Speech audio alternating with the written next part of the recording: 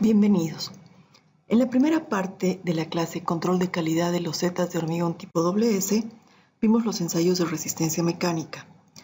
La norma boliviana especifica el ensayo de flexión para evaluar la resistencia mecánica de estos elementos de pavimentación, mientras que otras normas internacionales trabajan con el ensayo de compresión, es el caso de la STM, y el ensayo de tracción indirecta, en el caso de la norma europea. Ahora veremos los demás requisitos que nos exige la norma boliviana para el control de calidad de las losetas de hormigón tipo WS. Primer aspecto es la apariencia. La norma nacional establece requisitos sobre uniformidad de color, acabado, textura y presencia de fluorescencias. La cara de desgaste no debe tener desportilladuras, grietas, descascaramientos ni apariencia de quemado. Otro aspecto importante son las dimensiones y planicidad.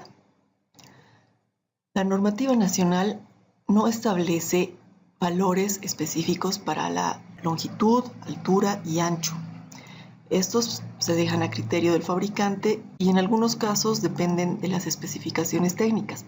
Por ejemplo, en el caso del Gobierno Municipal del Alto, las especificaciones técnicas exigen que la loseta tenga una base o ancho de 12 centímetros, estamos hablando de esta dimensión.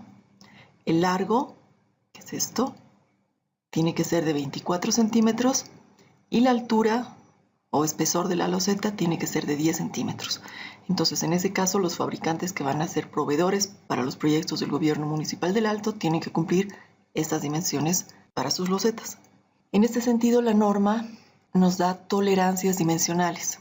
Esto quiere decir que si una loseta tiene que tener 24 centímetros, según el fabricante o una especificación técnica, el largo real, o sea, el determinado en laboratorio, el medido, tiene que ser efectivamente 24 centímetros más menos 2 milímetros. Si la base tiene que ser, según especificación, de 12 centímetros, pues tendrá que ser efectivamente 12 más menos 2 milímetros. Lo mismo para la altura o espesor. En este caso, la tolerancia nos permite 3 milímetros, en exceso o en defecto. Un aspecto que sí está establecido en la norma es la altura mínima. En el caso de losetas que se van a aplicar a pavimentos peatonales, por lo menos tienen que tener una altura de 50 milímetros. Para tráfico liviano 80 y para tráfico pesado 100 milímetros. Otro aspecto que se toma en cuenta es la planicidad. Esto se refiere a que, en rigor, esta cara tiene que ser perfectamente plana. Todos los puntos de esta cara tendrían que estar en un mismo plano, pero en la realidad no ocurre eso. Se puede formar una flecha que se mide en la diagonal. Entonces, puede formarse una concavidad o una convexidad. Esa flecha, medida en el centro, tiene que ser máximo de 2 milímetros. Estos requisitos tienen su fundamento en el hecho de que las losetas deben acomodarse y trabajar como un rompecabezas, una al lado de otra. Por tal motivo, si existiera mucha variación en las dimensiones de unas y otras, no se podría armar el pavimento de forma adecuada y o perdería funcionalidad. Por ejemplo, piensen ustedes qué sucedería si hay losetas que tienen mucha diferencia en la altura. O sea, hay unas que son más altas y otras más bajitas. Coloquialmente le llamamos el efecto de calamina, ¿no es cierto? Y esto es muy incómodo para el conductor. También en la norma existen requisitos sobre la absorción. La absorción está muy relacionada con la porosidad y la permeabilidad. La presencia de huecos o vacíos en el cuerpo de la loseta influirá en la resistencia mecánica de esta y en su durabilidad. Cuando hablamos de durabilidad nos referimos principalmente a la resistencia a la helada. Aquí tenemos un esquema de cualquier material, donde simplemente estamos mostrando cuáles son los poros accesibles. Son los poros que pueden ser llenados con agua.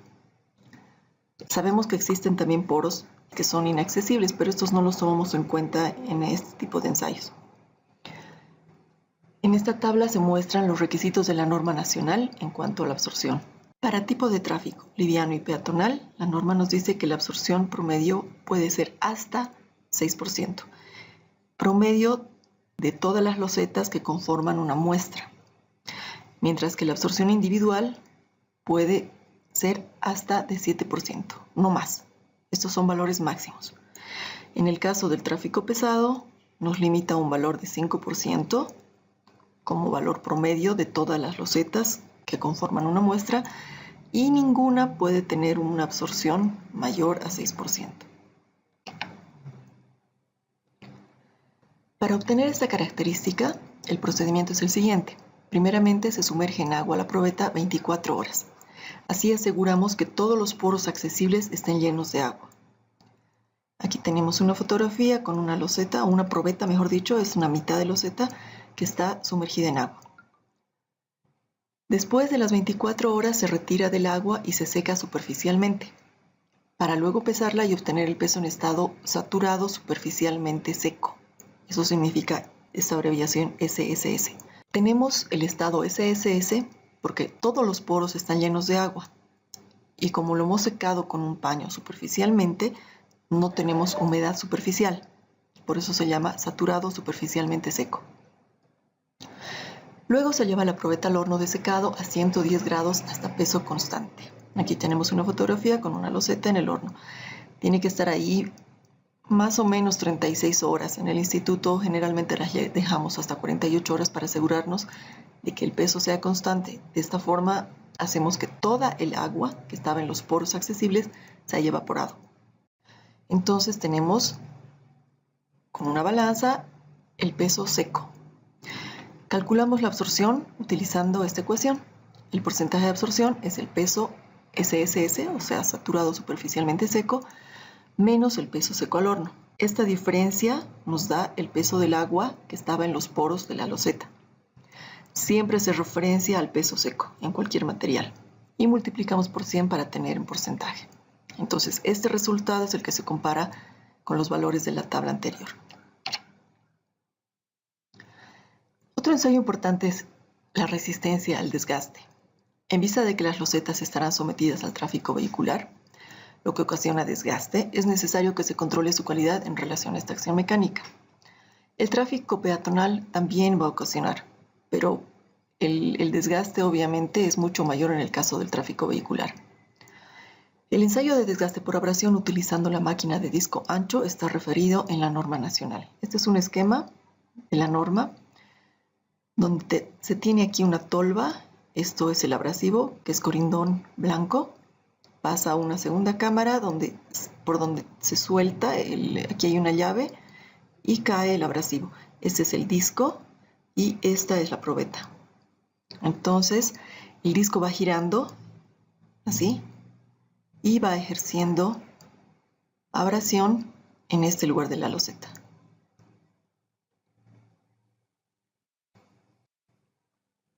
Aquí tenemos una fotografía con el equipo que tenemos en el instituto. Aquí está la tolva, pasa por este conducto. Aquí tenemos la probeta, esta es una porción de loseta y este es el disco ancho.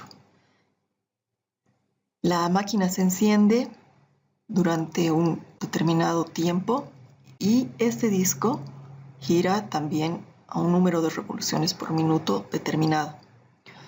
Entonces el ensayo consiste en someter a abrasión la probeta utilizando corindón como material abrasivo. El corindón es lo que está aquí adentro, el cual tiene contacto con la loseta mientras el disco gira. Este disco, hemos dicho, gira durante un tiempo determinado y a una velocidad especificada. Esta abrasión ocasiona una huella en la loseta ensayada que depende de la dureza superficial de la misma. Mientras más dura sea la loseta, la huella que va a dejar el disco va a ser más pequeña.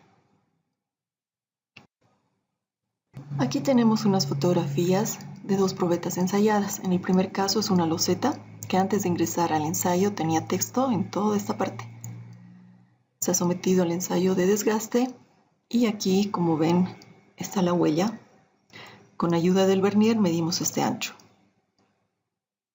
Mientras más dura la loseta, como dijimos, este ancho va a ser más pequeño. En este caso tenemos una probeta, no es una loseta, es una baldosa, pero hemos visto que operativamente para determinar el ancho es mejor marcar con un marcador indeleble, pintar todo esto en un color oscuro mejor. Y después, determinado el ensayo, tenemos aquí el ancho que se mide de manera más fácil que en este caso. La normativa nos dice que la huella debe tener un ancho menor a 23 milímetros en el caso de tráfico liviano y peatonal, y para losetas que van a ser utilizadas en tráfico pesado, como máximo 20 milímetros. Finalmente tenemos un ensayo que no está en la norma nacional, sino en la STM, es el ensayo de resistencia a la helada o heladicidad. En nuestro medio y en especial en las ciudades del altiplano, las losetas tienen mucha probabilidad de estar expuestas a temperaturas bajo cero.